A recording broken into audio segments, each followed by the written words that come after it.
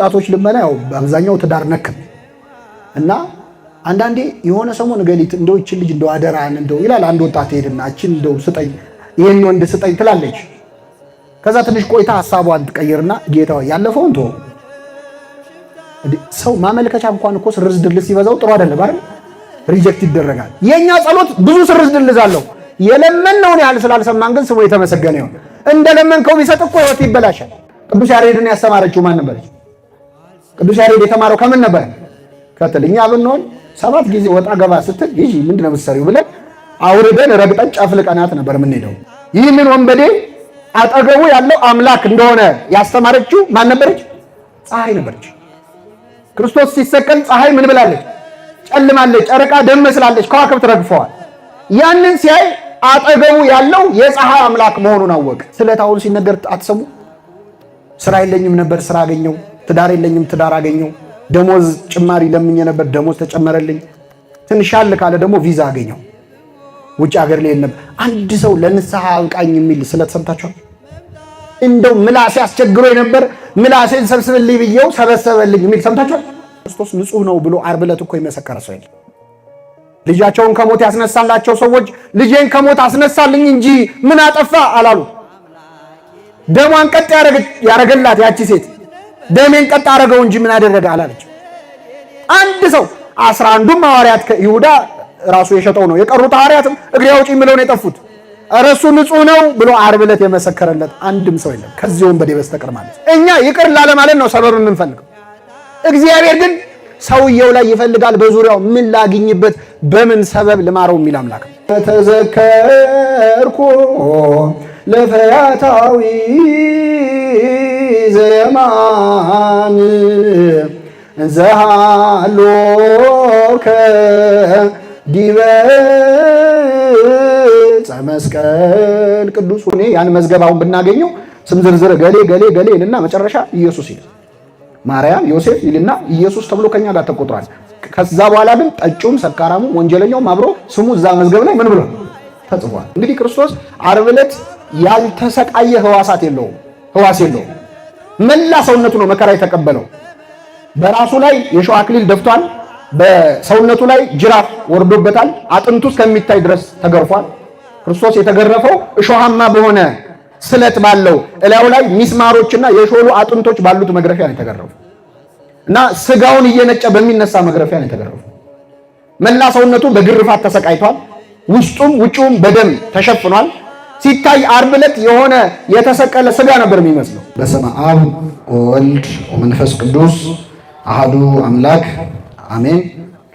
የተከበራችሁ ዲያቆናት፣ አገልጋዮች፣ በዚህ የተሰበሰባችሁ ምዕመናት ሁላችሁ በእግዚአብሔር ሰላምታ እንደምናመሻችሁ አሜን። ምሕረት ቸርነቱን አብዝቶ በእድሜያችን ላይ የዛሬዋን ዕለት ይህችን ሰዓት ጨምሮ በቸርነቱ ቅዱስ ቃሉን እንድንሰማ ስሙን እየጠራን እንድናመሰግነው በቤቱ የሰበሰበን የአባቶቻችን አምላክ ልዑለ ባሕርይ እግዚአብሔር ስሙ የተመሰገነ ይሁን። ዛሬ ጌታችን መድኃኒታችን ኢየሱስ ክርስቶስን የምናስብበት ዕለት እንደመሆኑ በሉቃስ ወንጌል ምዕራፍ 23 ከቁጥር 39 እስከ 42 ባለው ኃይለ ቃል ተነስተን የእግዚአብሔርን ቃል እንማራለን። እግዚአብሔር አምላካችን በቸርነቱ እንዲያስተምረን እንዲመክረን ምስጢሩን ጥበቡን እንዲገልጥልን የእርሱ ቅዱስ ፈቃድ ይሁንልን።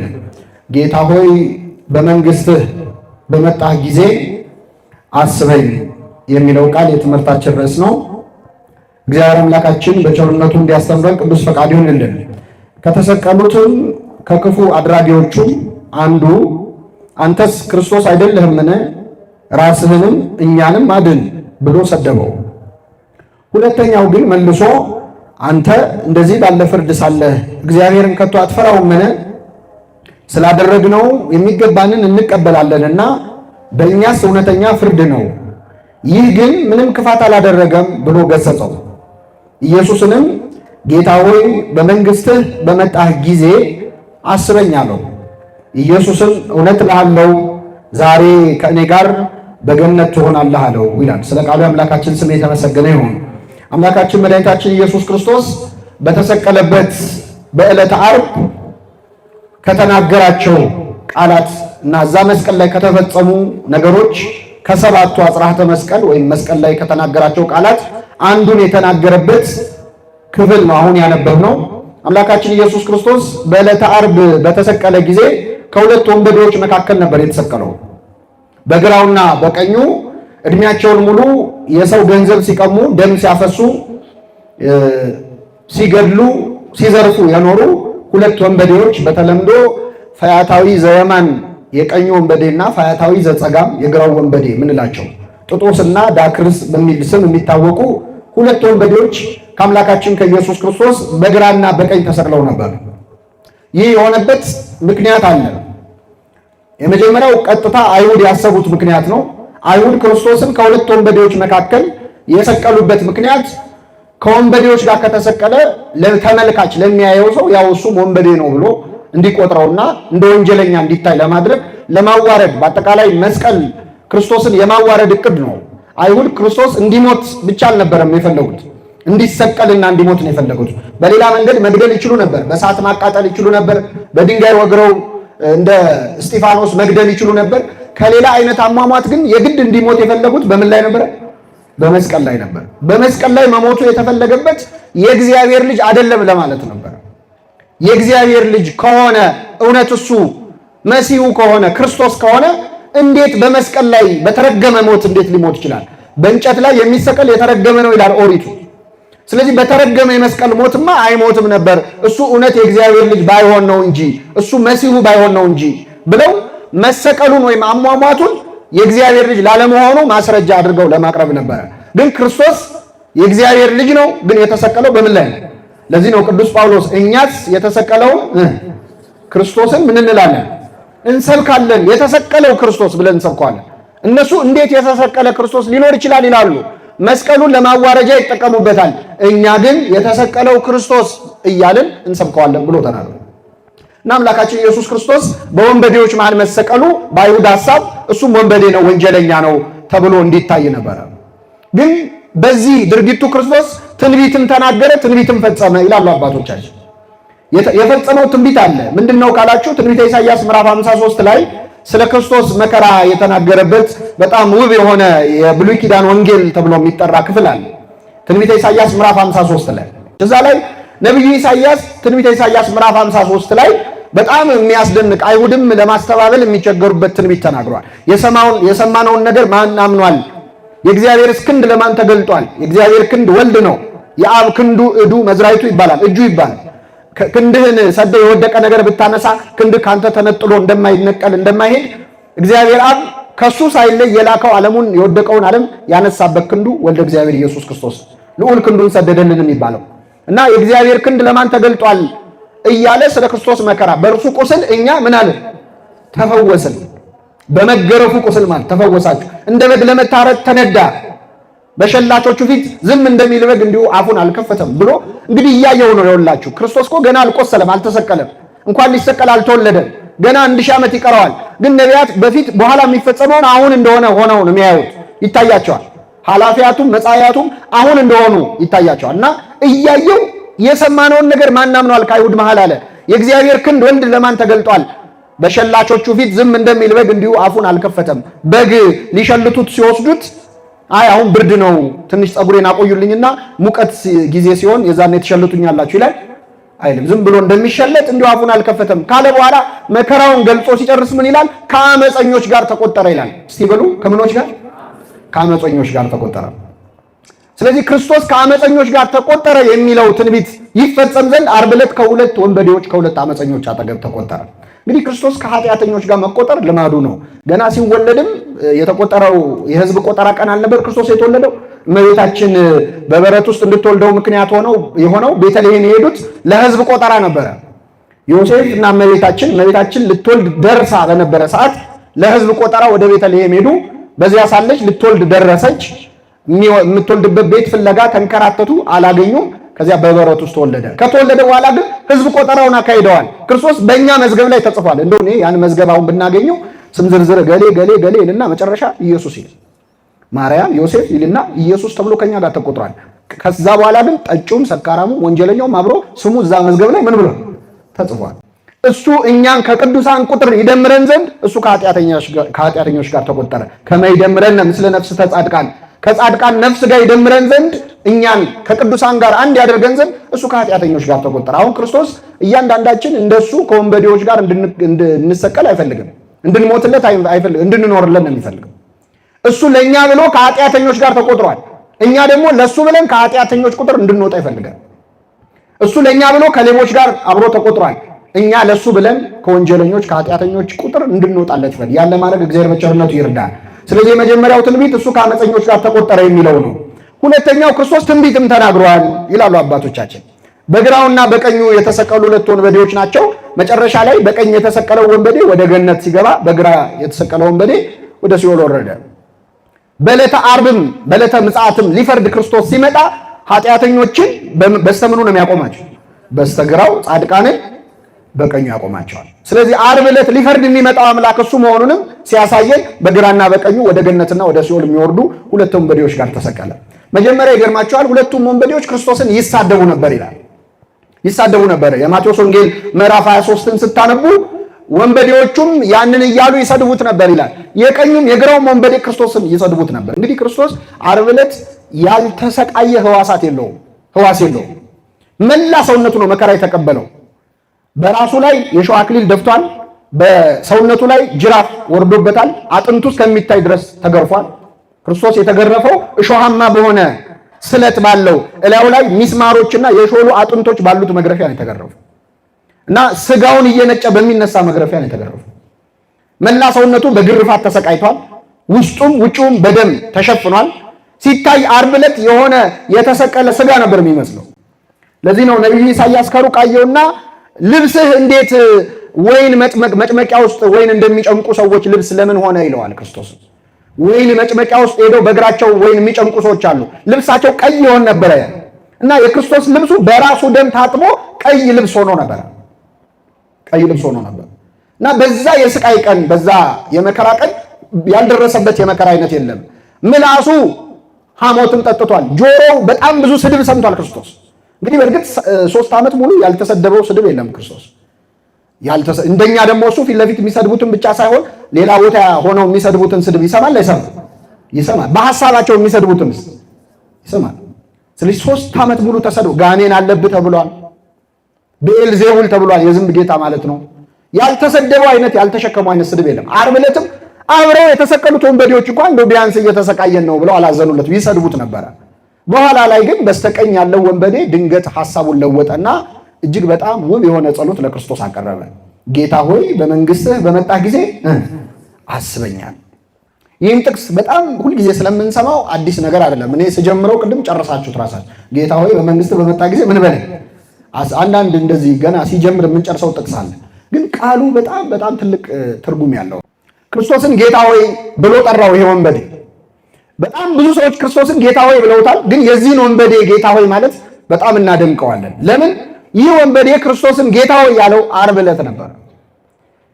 ሌሎች ሰዎች ጌታ ሆይ ጌታ ሆይ ጌታ ሆይ ብለውታል። እንደውም ከማብዛታቸው የተነሳ ጌታ ሆይ የሚለኝ መንግስቴን ምን አይልም አይወርስም፣ በልባችሁ ብቻ ነው ባፋችሁ ነው እንጂ በልባችሁ አይደለም ምስኪል ድረስ ሰዎች ጌታ ሆይ ይሉት ነበር።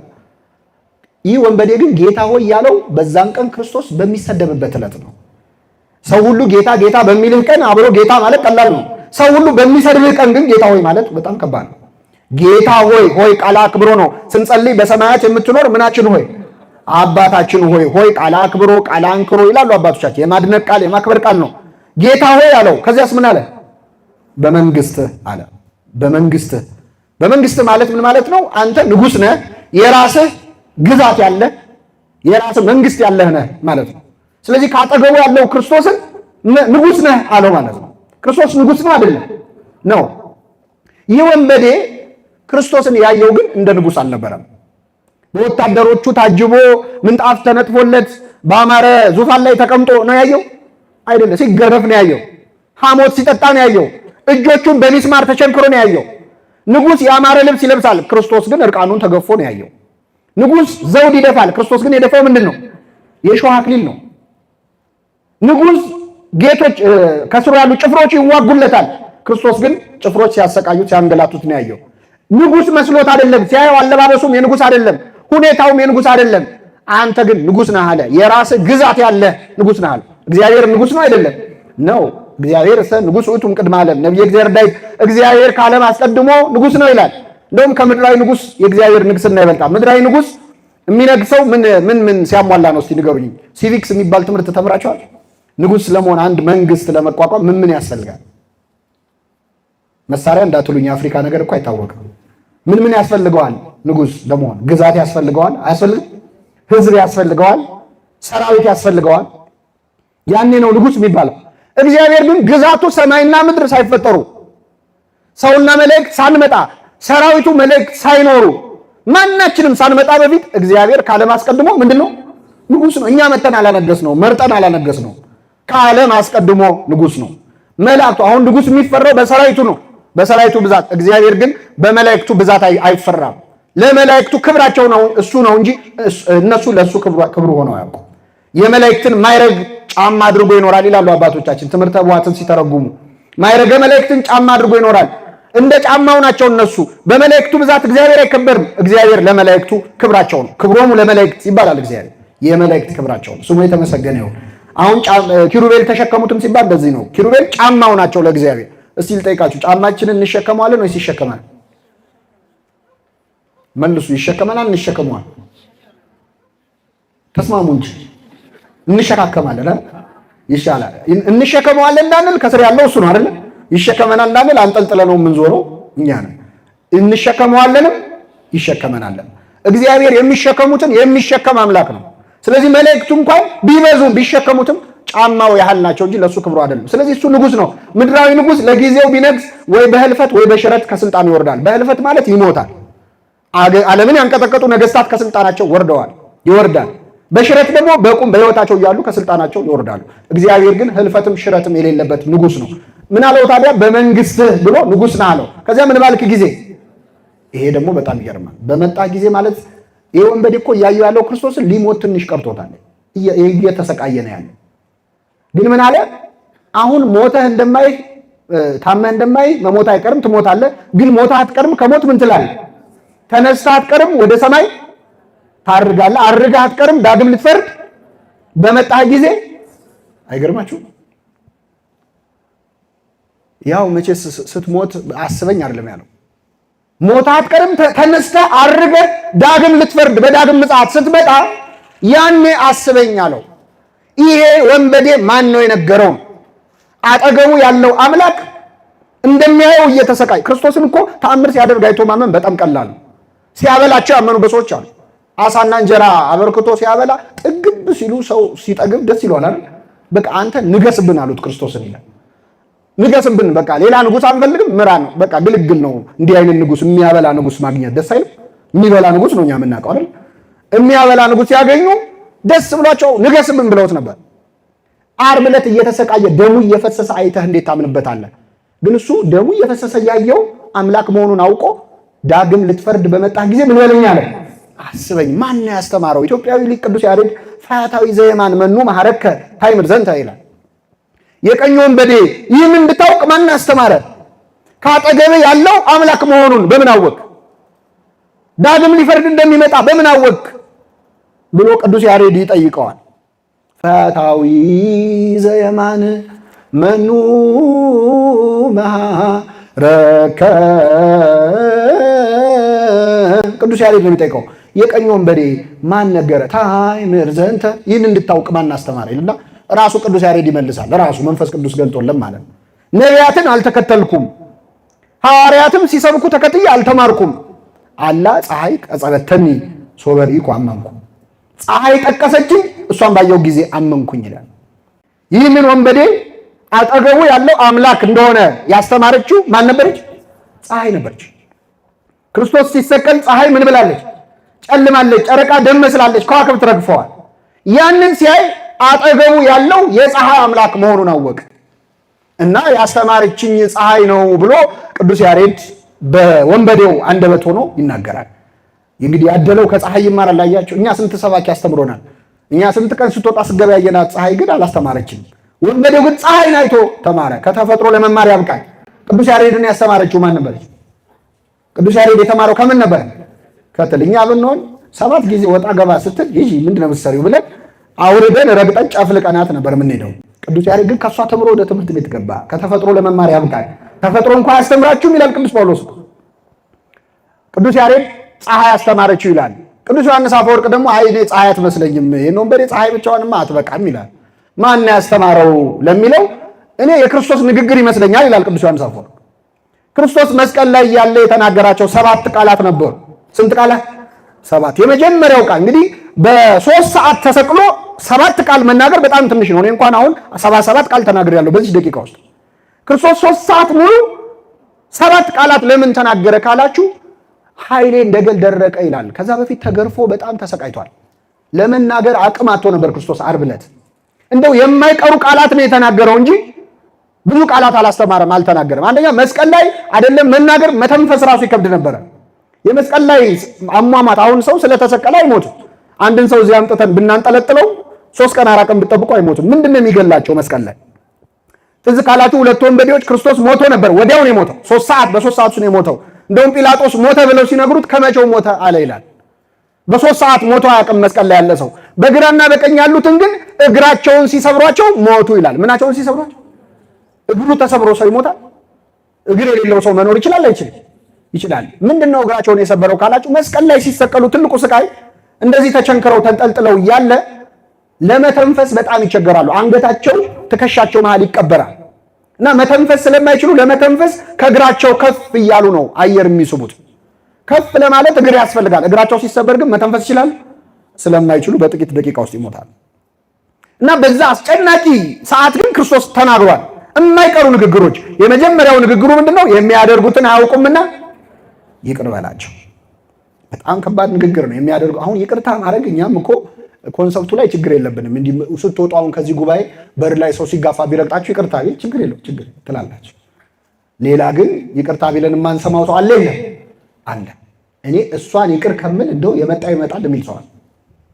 በይቅርታ ምክንያት በነገራችን ላይ ይቅር ባለማለት ቅድስና ላይ ደርሰው የተበላሸባቸዋል።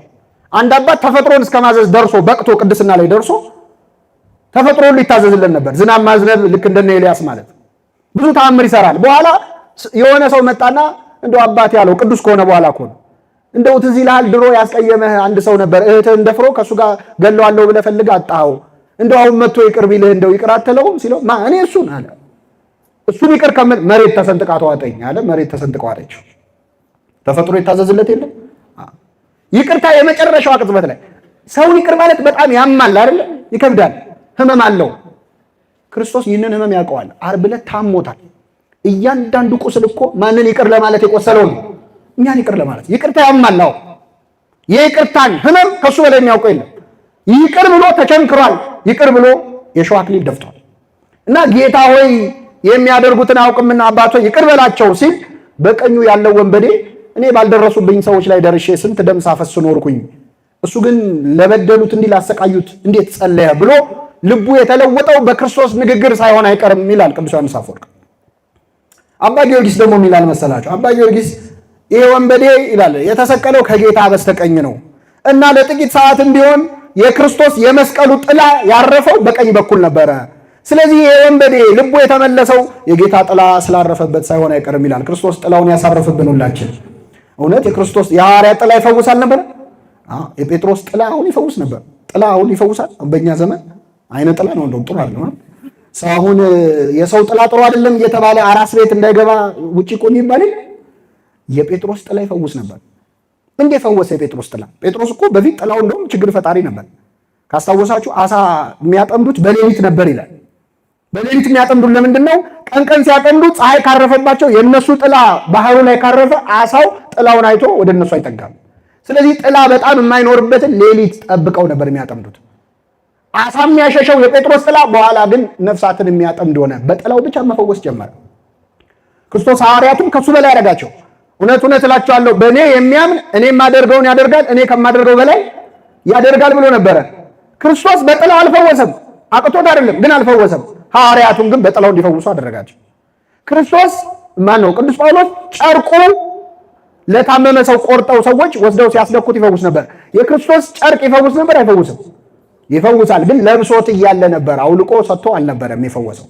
ሐዋርያቱ ግን ከሱ በላይ እንዲያደርጉ ኃይልን ሰጣቸው እና ቅዱስ ጴጥሮስ ቅዱስ አባ ጊዮርጊስ ዘጋስጫ የጌታ ጥላ አርፎበት ሳይሆን አይቀርም ይላል። ጥላውን በሁላችን ላይ ያሳርፍብን። ወንበዴው ምን አለ? ጌታ ሆይ በመንግስት በመጣ ጊዜ ምን በለኝ አስበኛል። አስበኝ ማለት እንደው አንድ ወንበዴ በቀኝ በኩል ተሰቅሎ ነበር እንደው የት ገባ በለኝ ማለት ነው አይደለም። አስበኝ ማለት ይቅር በለኝ ማለት ነው። የቸርነትን ስራ ስራልኝ ማለት ነው። እኛ እግዚአብሔርን አስበኝ ስንለው ማረኝ ነው። እግዚአብሔር እኛን አስቡኝ ካለ በሕጌ በትእዛዜ ኑሩ ማለት ነው። በጉብዝና ወራት ፈጣሪህን ምን በል አስብ ማለት ዝም ብለህ አስታውስ ሳይሆን ኃጢአት ልትሰራ ስትል ፈጣሪ ያለ ለካ ብለህ አስበው ማለት ነው። እና የወንበዴ ጌታ ሆይ በመንግስት በመጣ ጊዜ አስበኛል። ይሄ ጸሎት እኛ አሁን አንጸልየውም። ይገርማቸዋል በጣም የኛ ልመና እውነት ለመናገር እንዲህ አይነት ልመና የለም እኮ። ቤተክርስቲያናችን አደነቀችው። የዚህ ወንበዴ ልመና ስታየው የሚሰራ ልመና እንደሆነ ስለገባት ቅዳሴ ላይ አስገባችሁ። ቅዳሴ ላይ ይባላል አይደለ? ተዘከረነ እግዚኦ በውስተ መንግሥትከ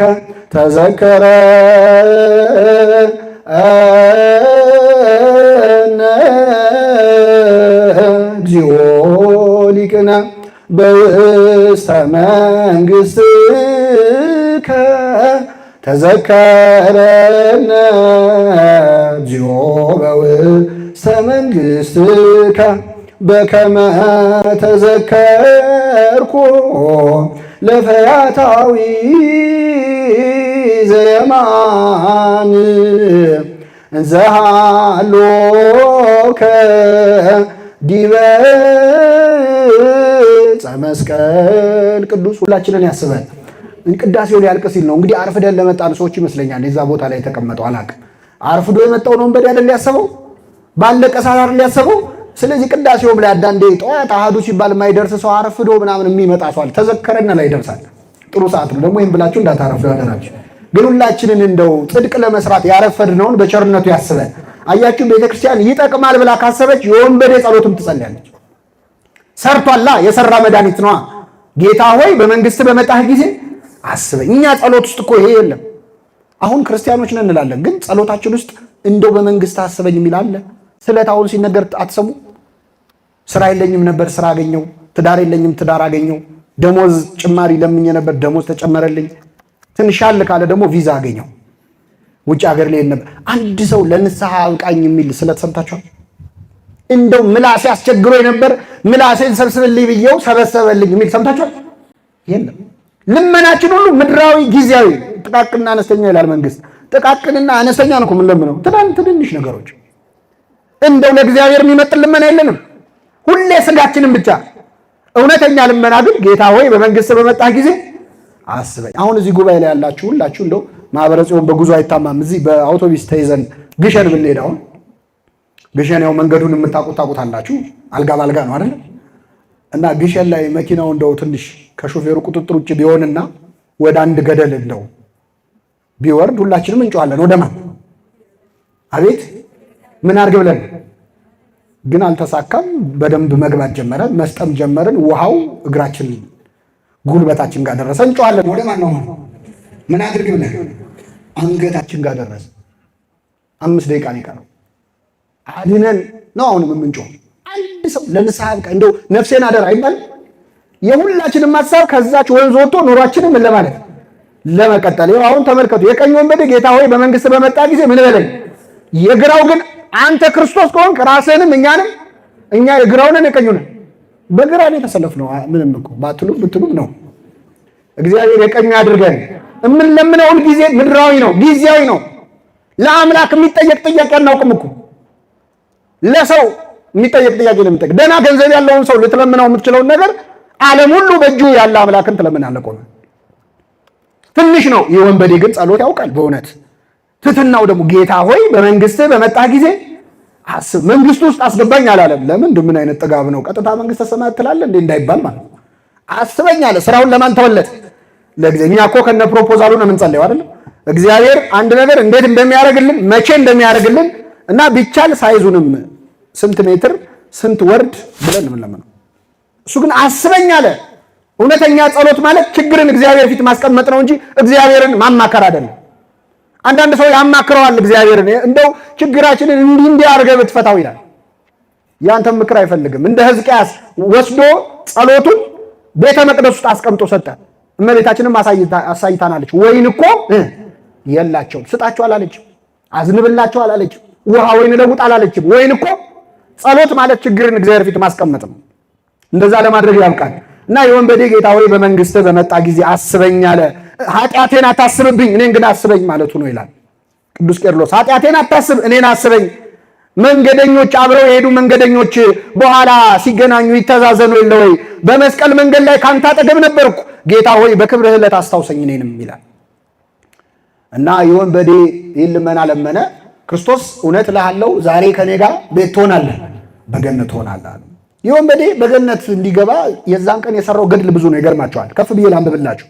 ጌታ ሆይ በመንግስት በመጣ ጊዜ አስበኝ በንግግር ብቻ ነው። እንግዲህ በቀረችው ምላሱ ተጠቀመባት። ሰው በአፉ መስክሮ ይጸድቃል የሚለው ለዚህ ወንበዴ ሳይሆን አይቀርም። ምላሱን ተጠቅሞ በቀረችው ሰዓት እንደውም አንድ ሰው ምን አሉ መሰላችሁ? ባለቅኔ ናቸው። የወንበዴ እድሜውን ሙሉ ሲሰርቅ ነው የኖረው። መጨረሻ ላይ ምን ሰረቀ ካላችሁ መንግስተ ሰማያት። እዛው መስቀል ላይ ገነትን አልሰረቅም? አዎ ኪሩብ የገነትን በር ሰይፍ ይዞ ይጠብቃል። እሱ እዛ መስቀል ላይ ተነጋገረ ከባለቤቱ ጋር በየት በኩል እንደሚገባ ማለት ጨረሰ። ሌብነት አድርገን አንየው፣ ግን የቀረችንን እድሜ ለንስሐ ለመጠቀም ያብቃን እግዚአብሔር። ይህም ብቻ አይደለም ያደረገው። ይገርማቸዋል። ከፍ ብለን ስናነብ በግራ ያለው ወንበዴ አንተ ክርስቶስ አይደለም ራስህንም እኛንም አድን ብሎ ሰደበው ይላል። ይሄ ማለት ፕሮቪደንሻሊቲዝም የሚባል ነገር አለ። አንዳንዴ ችግር ሲመጣበት እግዚአብሔር የለም የሚል ሰው አለ። እውነት ካለ በዙፋን እውነት ኃይል ካለ ለምን እንደዚህ ይሆናል የሚል መከራ ሲመጣበት የፈጣሪን መኖር የሚክድ ሰዋል።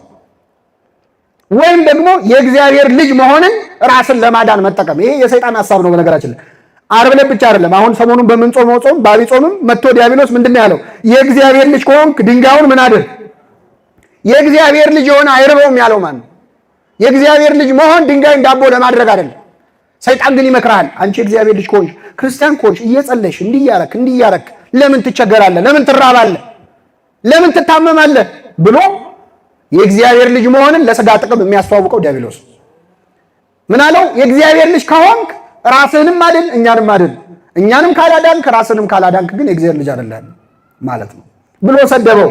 ሁለተኛው ግን መልሶ የቀኝ ወንበዴ ምን አለ? አንተ እንደዚህ ባለ ፍርድ ሳለ እግዚአብሔርን ከቶ አትፈራውም አለው ይላል። እንደው መስቀል ላይ ልትሞት ነው፣ ትንሽ ደቂቃ ነው የቀረና በቀረች ሰዓት እንደው ትንሽ ልብ አይመለስም አለው። እንደዚህ አይነት ሰው አለ። ሊሞት ትንሽ እየቀረው በቀረው ሰዓት ኃጢአት የሚሰራ ሰው አለ። በቀረችው ዕድሜ ሩቅ አትሂዱ። እኛ እኮ እንደዛ ነን። ስንት ዓመት እንደቀረን ታውቃላችሁ? ዛሬ ቢሆንስ ምን ሞተው ነገ ጠዋትስ ቢሆን ምን ሞተው አናውቅም።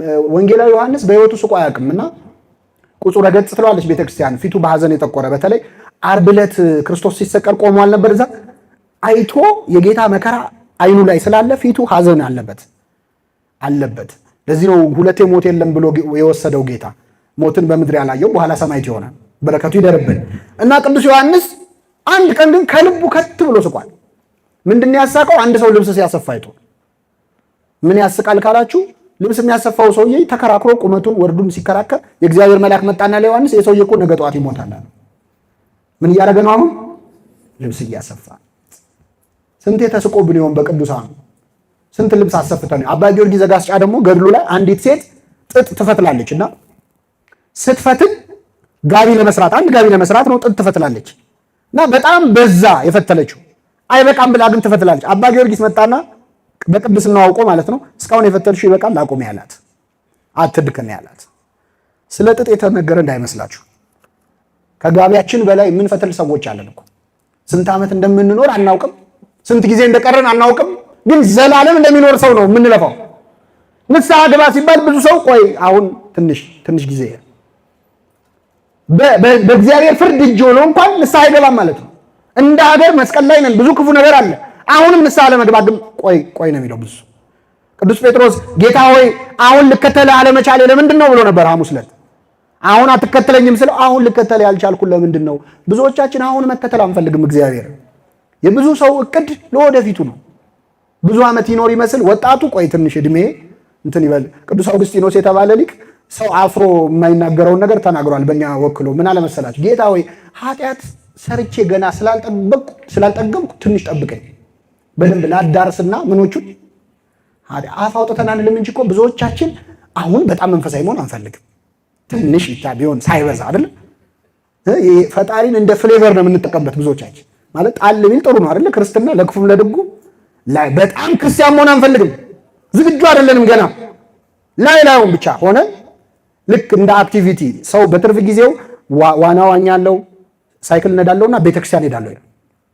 እግዚአብሔር ለብዙ ሰዎች የትርፍ ጊዜ ጉዳይ ነው። ገና ነን፣ አልጠገብንም። ወጣቱ ጉልበቱ ሲያልቅ ነው ወደ እግዚአብሔር መመለስ እቅድ ያለው። ዘፋኙ ድምፁ ሲበላሽ ነው ወደ እግዚአብሔር መመለስ የሚፈልግ። ቆይ ትንሽ ድምፄ እንትን ይበልና በእውነት እግዚአብሔር ቸር ነው። መቼም ብንመጣ ይቀበላል አይቀበልም? አሁን የነውን በደ የት ከርመ ነው አሁን ልትሰቀል ስትለው ደግሞ ትዝምልህ አላለው። ዛሬ ከኔ ጋር ቤት ሆናለህ። ብትዘገይም ይቀበላል። ጴጥሮስን እኮ በ55 ዓመቱ ነው የጠራው። በጉልምስናው በእርጅናው ነው የጠራው። ዘግይቶም የሚመጣን ሰው እግዚአብሔር ይቀበላል። እና በፍርድ ላይ ያለ ግን ልቡ አልተመለሰም ነበረ። አንተ በዚህ ፍርድ እያለ እግዚአብሔርን አትፈራውም ብሎ ጓደኛውን መከረ። የቀኘውን በዲ ያያችሁ። የጥበብ መጀመሪያ ማንም መፍራት ነው። ምን ስብከት ቢሰብከው ከዚህ የተሻለ ስብከት የለም። እግዚአብሔርን አትፈራውም ምን አለው? እኛ ስላደረግነው የሚገባንን እንቀበላለንና በእኛ ላይ የተፈረደው እውነተኛ ፍርድ ነዋል። ለተረገመው የመስቀል ሞት የሚያበቃ ኃጢአት ሰርተናል፣ ይገባናል አለ። ተአምኖ አጣው ማለት ነው ኃጢአትን ማመን። ይገባናል መሰቀል ካለ በኋላ ይህ ግን ምንም ክፋትን አላደረገም አለው ክርስቶስ። ይህ ግን ንጹህ ነው አለ ክርስቶስ። ንጹህ ነው ብሎ ዓርብ ዕለት እኮ የመሰከረ ሰው የለም። ልጃቸውን ከሞት ያስነሳላቸው ሰዎች ልጄን ከሞት አስነሳልኝ እንጂ ምን አጠፋ አላሉ። ደሟን ቀጥ ያረገላት ያቺ ሴት ደሜን ቀጥ አረገው እንጂ ምን አደረገ አላለች። አንድ ሰው 11ዱም ሐዋርያት ይሁዳ ራሱ የሸጠው ነው። የቀሩት ሐዋርያትም እግሬ አውጪኝ ብለው ነው የጠፉት። እረሱ ንጹህ ነው ብሎ ዓርብ ዕለት የመሰከረለት አንድም ሰው የለም ከዚህ ወንበዴ በስተቀር ማለት ነው። ንጹህ ነው አለ፣ ምንም ክፋት አላደረገም። ያ 38 ዓመት በአልጋ ተይዞ የነበረ በሽተኛ ነበር አይደለ? መጻጉዕ የምንለው እሱ እንኳን እንዴ ከአልጋ ያስነሳኝ እንጂ ምን አጠፋ አላለም። እንዲያውም ሐሙስ ዕለት በሊቀ ካህናቱ ቤት በጥፊ የመታው እሱ ነበረ ክርስቶስ። እንደውም ጌታ የሚገርማችሁ በጥፊ ሲመታው ለምን ትመታኛለህ አለ ይላል። እስኪ በሉ ለምን ትመታኛለህ? አሁን ዓርብ ዕለት ክርስቶስ ያ ሁሉ ጅራፍ ሲወርድበት ለምን ትመቱኛላችሁ ብሏል አላለም። ይሄ ሰውዬ ሲመታው ግን ለምን ትመታኛለህ አለ። ቃሉ ሙሉ ምንድነው የሚለው? ክፉ ተናግሬ ከሆነ ስለ ክፉ መስክርብኝ፣ መልካም ተናግሬ ከሆነ ስለምን ትመታኛለህ ማለቱ ነው። አልጋህን ተሸክመ ሂድ ከማለት ውጪ ምን ክፉ ቃል ተናግሬሃለሁ ከሆነ መስክር፣ አለዚያ ለምን ትመታኛለህ? ጌታ ያመመው ጥፊው ሳይሆን ባዳነው ሰው መመታቱ ነው። ካልጋ ያስነሳው ሰው ሲመታው አመመው፣ ሌላው ሲምታኝ አንተ እንዴት ትመታኛለህ? በኃጢአታችን አምላካችንን ከመምታት ይሰውረን። ማንም ያልመሰከረውን ግን የቀኝ ወንበዴ ይህ ግን ምንም ክፋትን አላደረገም ብሎ ስለ ክርስቶስ ንጽህና መሰከረ ማለት። ንስሐ ገባ፣ ልብ አድርጉ። ለመስቀል ሞት የሚያበቃ ኃጢአትን በድለናል አለ። ጓደኛውን መከረ፣ ስለ ክርስቶስ ንጽህና መሰከረ። ከዚያ ጸለየ፣ ጌታ ሆይ በመንግስትህ በመጣህ ጊዜ ምን በለኝ አስበኛ። ልክ ይህንን ሲል ክርስቶስ እውነት እልሃለሁ ዛሬ ከኔ ጋር በገነት ትሆናለህ ነው። መቼ? ዛሬ። እዚህ ላይ የክርስቶስን መልስና የወንበዴውን ጥያቄ ማነጻጸር ይኖርብናል። ከዚያ በፊት እንግዲህ ሰው አባቶቻችን እዚህ ላይ እንደሚሉት ነገር አለ። ሰው ዳግመኛ ከውሃና ከመንፈስ ካልተወለደ በቀር የእግዚአብሔርን መንግስት ምን አይልም አይወርስም። በሌላ ቋንቋ ካልተጠመቀ ማለት ነው። ይህ ወንበዴ ተጠምቋል ወይ? ሳይጠመቅ እንዴት ታዲያ ሊገባ ቻለ የሚል ጥያቄ ይነሳል። በሶስት መልኩ ይመለሳል። አንደኛው ጥምቀት በአዋጅ ለሁሉ መጠመቅ የተጀመረበት ጊዜ ከክርስቶስ ትንሣኤ በኋላ ስለሆነ ሂዱና አስተምሩ የሚለው አዋጅ ይህ ወንበዴ ገና ከጌታ መነሳት በፊት ስለሆነ ይህ ሕግ አይመለከተውም። አንድ በሉ። ሁለተኛ ክርስቶስ ከጌታ ቀኝ የተሰቀለው ወንበዴን መሰቀል መጠመቅ ነው እንድንል የሚያስችል አንድ ቃል ተናግሯል። ካስታወሳችሁ በወንጌል በማቴዎስ ወንጌል ምዕራፍ 20 ላይ ከቁጥር 20 ጀምሮ የዮሐንስና የያዕቆብ እናት ማርያም ባውፍልያ ወደ ክርስቶስ ቀርባ ልመና ለምና ነበር። ላንብብላችሁ። በዚያን ጊዜ የዘብዴዎስ ልጆች እናት ከልጆቿ ጋር እየሰገደችና አንድ ነገር እየለመነች ወደ እርሱ ቀረበች። እርሷም እነዚህ ሁለቱ ልጆቼ አንዱ በቀኝህ አንዱም በግራህ በመንግስትህ እንዲቀመጡ እዘዝ አለችው ይላል። ከኔ ጋር ናችሁ? በመንግስትህ ምን እንዲሉ እንዲቀመጡ አለ። እንግዲህ ክርስቶስ እነግሳለሁ ሲል ምድራዊ ንጉሥ የሚሆን መስሏት ነው። እሷ ግን ክርስቶስ የነገሰው በምን ላይ ነው? በመስቀል ላይ ነው። ስለዚህ እቺ ሴት የለመነችው ልጆቼ ዓርብ ዕለት ካንተ በግራና በስተቀኝ ምን ይበሉ ይሰቀሉ ማለት ነው። አንዳንዴ ምን ለምነውን አናውቅ። ክርስቶስ ምን አለ? የምትለምኑትን አታውቁም ማለት የምትለምኑትን አታውቁም። እኔ ልጠጣው ያለውን ጽዋ ልትጠጡ፣ እኔ የምጠመቀውን ጥምቀት ልትጠመቁ ትችላላችሁን አለ። በደንብ አስተውሉ። እኔ የምጠጣውን ጽዋ ልትጠጡ፣ እኔ የምጠመቀውን ጥምቀት ልትጠመቁ ትችላላችሁን አለ።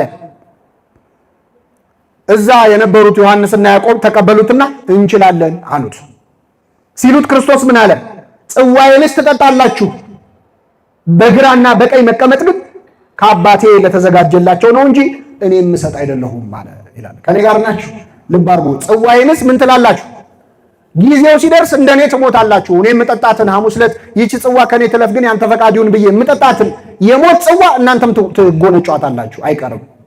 በግራና በቀኝ መሰቀል ግን ለተሰጣቸው ነው አለ። ቅድም ግን ምንድን ነው ያለው? እኔ የምጠጣትን ጽዋ ልትጠጡ፣ እኔ የምጠመቃትን ጥምቀት ልትጠመቁ ነው ያለው። ጥምቀት ያለውን በኋላ በግራና በቀኝ መቀመጥ ብሎታል። ስለዚህ ይህ ወንበዴ ከጌታ ግራና ቀኝ ተቀምጧል። በክርስቶስ ንግግር ጥምቀት ተብሎ ተጠርቷል። ሶስተኛው ከኔ ጋር በሉ መጠመቅ ከክርስቶስ ጋር መሞት ነው። ሮሜ ምዕራፍ 6 ላይ የተጠመቅኑላችን ከክርስቶስ ጋር በሞቱ እንደተባበርን አታውቁም? ምን ይላል? አንድ ሕፃን ልጅ የሚጠመቅበት ውሃ ውስጥ ሲዘፈቅ ከክርስቶስ ጋር ሞተ፣ ከውሃ ውስጥ ሲወጣ ተነሳ ማለት ነው። ስለዚህ መጠመቅ ከክርስቶስ ጋር ምን ማለት ነው? መሞት ከሆነ ከክርስቶስ ጋር መሞትስ ምንድን ነው? አትመልሱ። አንድ ሲደመር ሁለት ስንት ነው? አይ ሂሳብ ላይማ ችግር አለ። አንድ ሲደመር ሁለት ስንት ነው? ሁለት ሲደመር አንድስ? አቤት የቅይር ጸባይ አይደለ? ስለዚህ አሁን ልድገምላችሁ ጥያቄው። መጠመቅ ከማን ጋር መሞት ነው? ስለዚህ ከክርስቶስ ጋር መሞት ምንድን ነው? መጠመቅ። ይህ ወንበዴ ባይጠመቅም ከማን ጋር ሞቷል? ከክርስቶስ ጋር ሞቷል። አሃ በግራ ያለውን ተጠምቋል ማለት ነው እንዳትሉ፣ እሱ ደግሞ አላመንም። ተሳድቦ ነው። በቀረችው ዕድሜ አብቃቅቶ ክርስቶስን ተሳድቦ ነው የሞተው። በቀረው ዕድሜ ኃጢአት ሰርቶ የሚሞት ሰው አለ። በቀረው ዕድሜ ደግሞ ንስሐ የሚገባ ሰው አለ። በእውነት በዕድሜያችን ንስሐ ለመግባት ያብቃል። የመጨረሻ እዚህ ላይ የምናገኘው ምንድን ነው? ጌታ ሆይ በመንግስትህ በመጣህ ጊዜ አስበኝ ለሚለው ቃል ክርስቶስ የሰጠው መልስ እውነት እልሃለሁ ዛሬ ከእኔ ጋር በገነት ትሆናለህ የሚል ነው። መቼ? ዛሬ። ወንበዴ የጠየቀው በዕለተ ምጽአት በትንሣኤ ዘጉባኤ ነፍሳትን ሁሉ ከሞት ስታስነሳ፣ ያው መቼስ እኔንም ማስነሳት አይቀርም፣ እኔን ስታስነሳኝ ያኔ አስታውሰኝ፣ አስበኝ፣ ይቅር በለኝ ነው ያለው። ክርስቶስ ግን እውነት እውነት እልሃለሁ መቼ ነው በገነት የምትኖረው? ዛሬ አለው። ክርስትና እንደዚህ አይነት ድንቅ ሃይማኖት ነው። ድንቅ አምላክ ነው ክርስቶስ። ምኑ ነው የሚያስደንቀው? አንድን ወንበዴ ገነት ትገባለህ አለው። አዳምና ሔዋን ከነ ልጆቻቸው ሲኦል ቁጭ ብለው ይጠባበቃሉ። ካሁን መጥቶ ከሲኦል አወጣን እያሉ፣ እሱ ግን ለአንድ ወንጀለኛ ወንበዴ ዛሬ ከኔ ጋር ቤት ትሆናለህ፣ በገነት ትሆናለህ አለው። እግዚአብሔር ከፈለገ ይችላል አይችልም? ይችላል። አቤት ይሄ ታሪክ አሁን ድርሳነ ሚካኤል ላይ ቢሆን የተጻፈው፣ ታምረ ማርያም ላይ ቢሆን የተጻፈው፣ ሰዎች በቃ እናንተ ተረት ነው አይደል ስራችሁ ነበር የሚሉ። እንዴት አንድ ወንበዴ ስታስቡት እንዴት ዝም ብሎ ምን አድርጎ ነው ዝም ብሎ የሚገባው? እንግዲህ ክርስቶስ ከማረ አሁን በላይ ሰብ በጥርኝ ውሃ ምህረት አገኘ ሲባል እንዴት በጥርኝ ውሃ ይላሉ? በበርሜል መሆን ነበረበት? በጥቂት ወይም በብዙ እግዚአብሔር ማዳን ይችላል አይችልም? አንዱ ሊቅ ምን ይላሉ? እግዚአብሔር መንግስቱን በርካሽ ዋጋ ሸጠው፣ በጠብታ እንባ ይሸጠዋል መንግስቱ። ሰበብ ነው የሚፈልገው እግዚአብሔር ይቅር ለማለት ሰበብ ነው የሚፈልገው። እኛ ይቅር ላለማለት ነው ሰበብ የምንፈልገው። እግዚአብሔር ግን ሰውየው ላይ ይፈልጋል። በዙሪያው ምን ላግኝበት፣ በምን ሰበብ ልማረው የሚል አምላክ ነው። ይሄ ነው የሚያጽናናን። የምንመላለሰው እኮ የሚያጽናናን ምንም ባንሰራ አንድ ቀን እኮ ብርድ ላይ ቁጭ ብለው እኮ ቃሌን ሰምተዋል ይላል እግዚአብሔር። ሌላ ቦታም ብርድ ላይ ቆመን ሌላ የሰራነውን ኃጢአት እንደሚቆጥረው ማለት ነው። አውስ ፈታኝ አምላክ ነው። ክፉ ሐሳብ ኃጢአትን ክፉ ሐሳብ ያሰብነውን ይቆጥራል፣ ጽድቅ ያሰብነውንም ይቆጥራል። አንድ ሰው እግዚአብሔር ቤት ለመሄድ እየፈለገ ውስጡ እየተመኘ ግን መሄድ አቅቶት የቀረሰው አለ። ክርስቶስ የመጣውን ሊቆጥርለት ካቃተው ያሰበውን ይቆጥርለታል። አቅቶት ነው እንጂ እኮ ሊመጣም አስቦ ነበር ይላል። ሞልታ ያጠፋሃትንም አላርም ያያል እግዚአብሔር። ጠዋት ልትነሳ ሞልታት ሰምተ እንዳልሰማ ይሆንካት እጅም በዳበሳ ወስደ ያጠፋሃትን አላርም ያስባታል። አላርም ሞልቶ ነበር መነሳት አቃተው እንጂ ይላል እግዚአብሔር። ለኃጢአትም ለጽድቅም እኩል እያንዳንዱን የሚቆጥር አምላክ ነው። እውነት ነው የምነግራችሁ፣ እዚህ ቁጭ በማለታችን የምናገኘውን ዋጋ ብናውቀው በዘበኛ አንወጣም ከዚህ። ይቆጥራል እያንዳንዷን ሰዓት፣ ከቤት እዚህ የመጣንበትን እርምጃ። አንድ ወንድማችን የንስሐ አባት ይዞ አንድ ነገር ደውሎ ጠየቀኝ። ምንድነው? ጥሩ አባት ናቸው በጣም ግን ራቀኝ መንገዱ አለ እና እግዚአብሔር ከሰፈር እሳቸው ድረስ የምትሄደውን እርምጃ ቆጥሮ ይቅር ይላል። አባት ይቀየርልህ ወይስ አይቀየርልህ አልኩት። ስለው አይ እንደዛ ከሆነ ይሆንልኛል። እግዚአብሔር ምሕረት ፈልገን የሄድናትን እያንዳንዷን እርምጃ ይቆጥራል አይቆጥርም? አንድ አባት ምን ሆነ መሰላችሁ? ከገዳም ተነስቶ በጠዋት ውሃ ሊቀዳ ለገዳሙ ይሄዳል። ብዙ ኪሎ ሜትር ተጉዞ ውሃ ቀድቶ ሲመለስ ይመሻል። ይሄዳል፣ ይመሻል። መጨረሻ ሰለቸው። ምን አለ? እግዚአብሔር ሆይ እኔ የመነኮስኩት ውሃ ልቀዳ አይደለም ልጸልይ ነው። ስለዚህ ጌታ ሆይ ነገ በጠዋት ስነሳ እዚህ ጋር ውሃ ካላፈለክልኝ ከዛሬ በኋላ አልሄድም፣ ዛሬ የመጨረሻ ጉዞዬ ነው አደራህን ብሎ መሄድ ጀመረ። ከዛ ሲሄድ ከኋላው የእግዚአብሔር መልአክ ይከተለዋል። ዞር ሲል ሲያየው መልአክ ነው፣ በእጁ ይዟል መዝገብ። ምን እያረክ ነው አለ። እርምጃህን እየቆጠርኩ ነው፣ ቆጥሬ ዋጋ ሊሰጥ ነው እግዚአብሔር ነው እንዲህ አለ። አዎ እግዚአብሔር ሆይ ትንሽ ጨምርልኝ፣ ወደዛ ራቅ አድርገዋል። እግዚአብሔር እያንዳንዱን ድካማችንን ይቁጠርልን። ሌላው ቀርቶ ይገርማቸዋል፣ ኃጢአት ለመስራት ያመነታንበትን ጊዜ ይቆጥራል እግዚአብሔር። እንሰራዋለን እኮ ግን ዛሬ እንኳን ቢቀርብኝ ካልክ እሱን ይቆጥረዋል። አንድ አባት ከስራቸው አንድ ረድ ነበረ የሚያገለግላቸው፣ ከኔ ጋር ናቸው አይደል? እና እሳቸው ጸልየው ሳያሰናብቱት አይተኛም ነበር። አንድ ቀን ግን ሊሰናበት ቡራኬ ሊቀበል ሲመጣ እኛ አባት እንቅልፍ ወስዷቸው ጥሎ እንዳይሄድና እንዳይተኛ ቡራኬ ሳይቀበል መተኛት ከበደው እና በቃ ቁጭ ብዬ እንጠብቃቸዋልና እዛው ቁጭ ብሎ እንቅልፍ ወሰደው እሱም መጨረሻ ላይ። በኋላ እኛ አባት ቀድመው ስለተኙ ቀድመው ነቁ።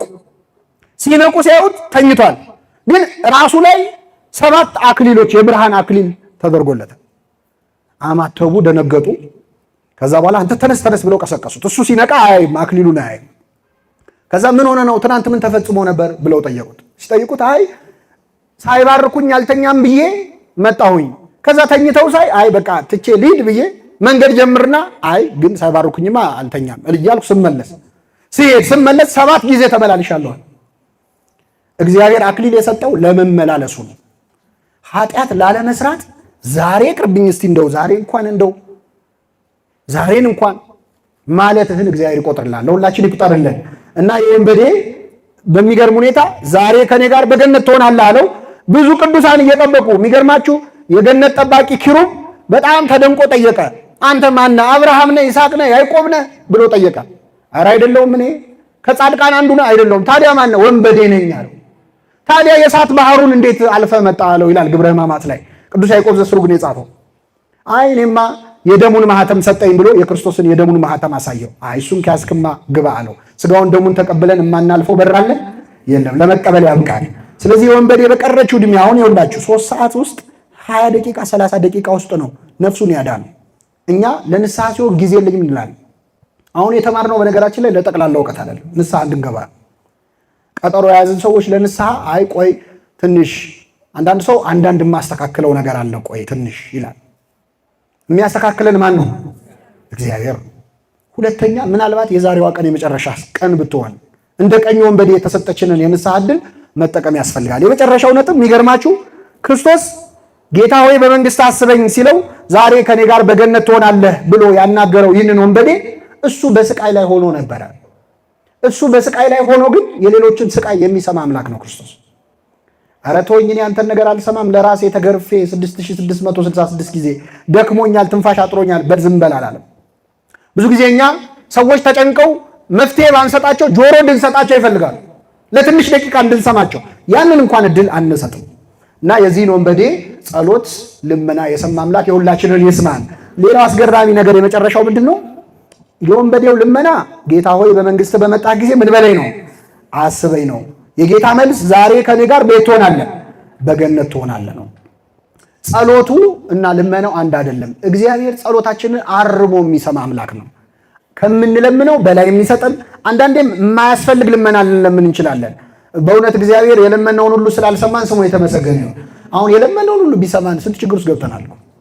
አሁን እዚህ ወጣቶች ትበዛላችሁ። የወጣቶች ልመና ያው በአብዛኛው ትዳር ነክ፣ እና አንዳንዴ የሆነ ሰሞን ገሊት እንደው እቺ ልጅ እንደው አደራን እንደው ይላል አንድ ወጣት ሄድና እቺን እንደው ስጠኝ ይሄን ወንድ ስጠኝ ትላለች። ከዛ ትንሽ ቆይታ ሐሳቧን ትቀይርና ጌታው ያለፈውን ተው። ሰው ማመልከቻ እንኳን እኮ ስርዝ ድልስ ይበዛው ጥሩ አይደለም አይደል? ሪጀክት ይደረጋል። የኛ ጸሎት ብዙ ስርዝ ድልዝ አለው። የለመነውን ያህል ስላልሰማን ግን ስሙ የተመሰገነ ይሁን። እንደለመንከው ቢሰጥ እኮ ህይወት ይበላሻል። አንዱ የእግዚአብሔር ፍቅሩ አለመስጠት ነው። ታፍላዝ የሚባል ነገር አለ። ወላጆች ልጆቻቸውን በመውደዳቸው ምክንያት የሚያደርጉት ቅጣት አለ። ማስራብ አለ። ስጠኝ ያለው ሁሉ አይሰጠውም። ልጅ ከፍቅር የተነሳ ትከለክለዋለህ። እግዚአብሔር አባት እንደመሆኑ የማይጠቅመንን ነገር አይሰጠንም። ልጆች ሆነን ስጠኝ አባዬ ስጭኝ እማዬ እንላለን፣ አይሰጡንም። ብንፈራፈር አይሰጡንም። እግዚአብሔርም አይሰጠንም አባት ስለሆነ። ልጅ መርዝ ስጠኝ ብሎ ቢያለቅስ ትሰጠዋለህ? አይ ልጄ ለምን ጓጉቶ ይቀራል ይላል ወላጅ አይልም። እናንተ ክፉዎች ስትሆኑ ለልጆቻችሁ መልካም መስጠትን ታውቃላችሁ። ከእናንተ መካከል ልጁ ዳቦ ቢለምነው ድንጋይ የሚሰጠው አለ ወይ ይላል ጌታ። ድንጋይ የሚሰጠውን ሊቃውንት ሲተረጉሙ አይ ይሄ ልጅ ስለጠገበ ነው ዳቦ ዳቦ የሚለው፣ ድንጋይ ቢሰጠው ጥርሱን ይሰብረዋል እገላገላለሁ ብሎ ድንጋይ አንስቶ ይሰጠዋል? አይሰጠው። እናንተ ክፉዎች ስትሆኑ ለልጆቻችሁ መልካም ታደርጉ እንደሆን እኔ እንዴት አብልጬ አልሰጣቸው ይላል እግዚአብሔር። ጸሎታችንን አርሞ የሚሰማ አምላክ ነው። ንግግራችን የማይገባ ቢሆንም እሱ ግን ማለት የፈለግነውን ነው። በዚህ በአቡነ ያሳይ ገዳም የሆነውን ልንገራችሁ። አቡነ ያሳይ ገዳም ላይ አንድ ባህታዊ ጸልያል እና ብዙ ትምህርት ያልነበረው ባህታዊ ነው እና አቡነ ያሳይ እንትን ተሳፍረው በጀልባ ተሳፍረው ሄዱና ድምፅ ይሰማሉ። ዋሻ ውስጥ ቀረብ ሲሉ እየጸለየ ነው። ምን ብሎ ነው የጸለየው? ጌታ ሆይ አትማረኝ እያለ ነው የጸለየው። ሲሆን ምን አትበለኝ አትማረኝ ደነገጡ። አማተሩና ዲያተ ምን ነክቶ ነው እኛ ምን ለምነው ማረን እያለ ነው አንተ ጭራሽ አትማረኝ ትላለህ? አይ እኔ አንድ አባት መጥተው አስተምረው ነው እንዲህ ብለህ ጸልይ ብለዋል። አይ አባት አይደለም ሴጣን ራሱ ነው መጥቶ ያስተማረ በጸሎት አንድ የክርስቲያኖች ጸሎትን አስተምር ብለው አባታችን ሆይ በሰማያት የምትኖር ስምህ ይቀደስ ብለው አስተማሩት። ቁጭ ብሎ ተማሪ አባት ሌባታ ከተማሩ በኋላ በደህናዋል ብለውት ተሰናብተው በጀልባ ጥለውት ሲሄዱ አባታችን ሆይ በሰማያት የምትኖር ስምህ ይቀደስ መንግስት ትምጣ ብሎ ጠፋበት። ቢለው ቢሰራው ጠፋበት። መጨረሻ እኚህን አባት ሳያመልጡኝ ልድረስባቸው ብሎ ሮጦ ሄዶ ጀልባውን አስቁሞ አባቴ መንግስት ትምጣ ብሎ ቀጥሎ ምንድነው አላቸው። ሮጦ ሄዶ ነው ያልኳችሁ። እሳቸው ጀልባ ላይ ነው ያሉት። በምን ላይ ነው እየሄዱ ያሉት? በባህሩ ላይ ነው የሮጠው። በቅቷል ማለት ነው። በውሃ ላይ መሄድ ደረጃ ላይ ደርሷል። እና ቆሞ መንግስት ትምጣ ብሎ ምንድነው አላቸው። ሲያዩት ውሃ ላይ ቆሟል። ኧረ በልበልበል እንደ ድሮ አትማረ ብለህ ቀጥላል። ምክንያቱም እግዚአብሔር ሰምቶታል አልሰማውም? ለምን የሰማው ያለውን ሳይሆን ለማለት የፈለገውን። እግዚአብሔር ለማለት የፈለግነውን ይስማል። የሰማነውን በልቡናችን ያሳጥረው።